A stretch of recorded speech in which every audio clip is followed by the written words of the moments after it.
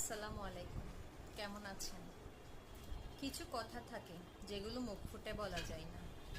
সম্পর্কের ভেতর জমতে থাকে ক্ষোভ, অভিমান, কিন্তু সেই কথা কি আমরা শুনতে পাই?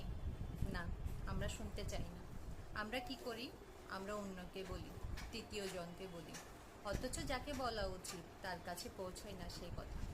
সম্পর্কগুলো তো তাতেই ভেঙে যায়, একটু একটু করে।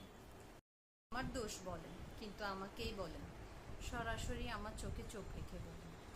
হয়তো আমার কষ্ট হবে, হয়তো আমি মেনে নিতে পারবো না প্রথমে, কিন্তু আমি চেষ্টা করব। কারণ আপনি আমার আপনজন। আপনি না বললে আমি বুঝবো কি করে আমার ভুল কোথায়। একটি সম্পর্ক তখনই মজবুত হয় যখন মুখোমুখি বসে কথা বলা যায়, যখন বুঝতে পারি ভুল হতেই পারে, কিন্তু সেই ভুল শুধরানোর জন্যও তো একজনের সাহস লাগে। সেই সাহসটা কি আমরা দেখাই? কেন